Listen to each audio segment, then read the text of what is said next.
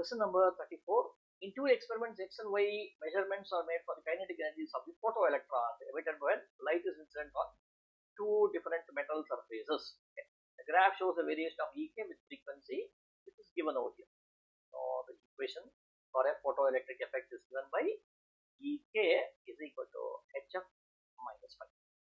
Now, if you carefully note this over here, Ek is along the y-axis, Hf, F is along the x-axis, and H will be the slope plus CO, and C is seen to be negative O, which means that if I extend this line, this will come and hit somewhere over here, come and hit somewhere over here, this will come and hit somewhere over here, come and hit somewhere, right?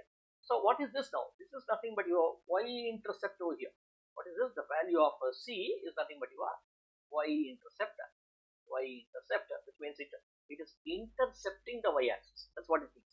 And this y-intercept seems to be the value of y. Now let us read what does it tell you. It can be deduced that in experiment Y, the surface has a smaller work function than the surface in experiment X. Is it so? See, the work function for this one is this length, this length.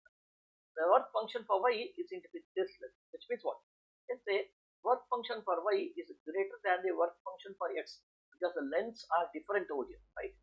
Now what you do is, so surface has smaller work function than the surface in experiment X. No, surface has a larger work function than the surface in X. B is the right answer. Now intensity has nothing to do with this. These are incorrect. B is the right.